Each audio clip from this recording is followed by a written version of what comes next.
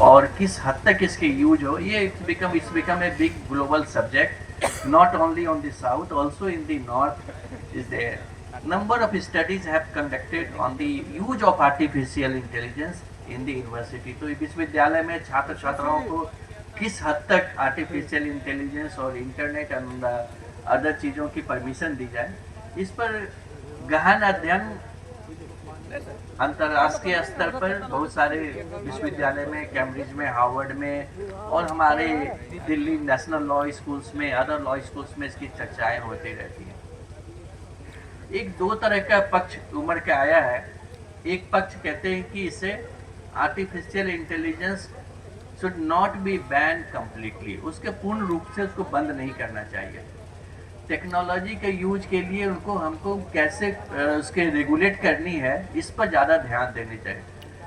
Technology को पूरी तरीके से बंद करने की ज़रूरत नहीं है, and it has to be used as a assistive tool. ये बच्चों को भी साथ में है कि वो मदद लें आर्टिफिशियल इंटेलिजेंस का। इनफैक्ट अभी आईआईटी और इंडिया में ही किसी आईआईटी ने ये कहे हैं कि बच्चे आर्टिफिशियल इंटेलिजेंस का यूज करें और उसके सोर्स को बताए कि उन्होंने क्या लिया। सर अगर आर्टिफिशियल इंटेलिजेंस से उन्होंने ग्रामर ठीक करवाई है तो उस बात का जिक्र करें कि I have used the artificial intelligence for the grammar purposes और फॉर इंफॉर्मेशन पर्पसेस।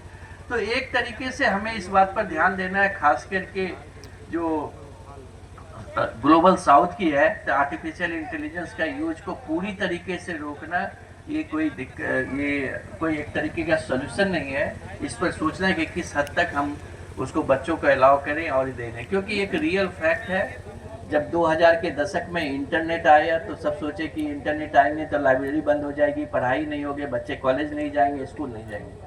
तो इंटरनेट का यूज हम इस तरीके से किए कि आज हमारे पास आप यहाँ पर बैठे, हमारी बातें, और आपके साथ 2 बजे से 3-4 वक्ता बाहर से जुटेंगे। अभी आज मिश्रा जी के सहयोग से आपके साथ 2-3 विदेश से जुटेंगे। तो टेक्नोलॉजी के वजह से ही आप उनको सुन सकते हैं। उसमें से एक ने काफ़ी अच्छा काम किया है, European union and artificial intelligence पे, जो 3 बजे देंगे बोलेंगे, वो प्रोफेसर भी काफ़ी अच्छा काम किए हैं। यूरोपियन यूनियन में क्या रेगुलेशन बना है, और ही टीचर जी ने इंग्लैंड के यूनिवर्सिटी में। तो आप सोचिए कि आज आप यहाँ पर बैठे हैं, आप उनसे बात भी कर सकते हैं, उनकी बातों को सुन भी सकते हैं और उनसे क्वेश्चन भी पूछ सकते हैं।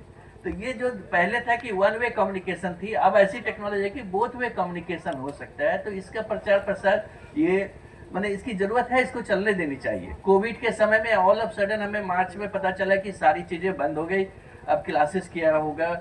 उसके पहले हमें स्काइप के बारे में कुछ पता होता था, हमें ये नहीं पता था कि जूम है, माइक्रोसॉफ्ट है और ये सारे सॉफ्टवेयर हैं।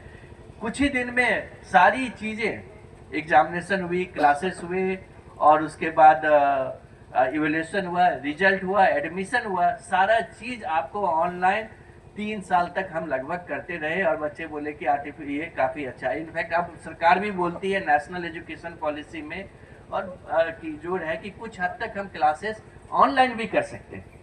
तो हम टेक्नोलॉजी से काफ़ी प्रगति की ओर बढ़ रहे हैं। अगर हम उसी समय डिनाई करते कि नहीं, लीजिए virtual class is not real, classroom में ही क्लास होगा, शिक्षक नहीं पढ़ाएंगे, तो हम सब तैयार किए अपने आप को, चाहे ग्रामीण के क्षेत्र में हो चाहे शहर के क्षेत्र में।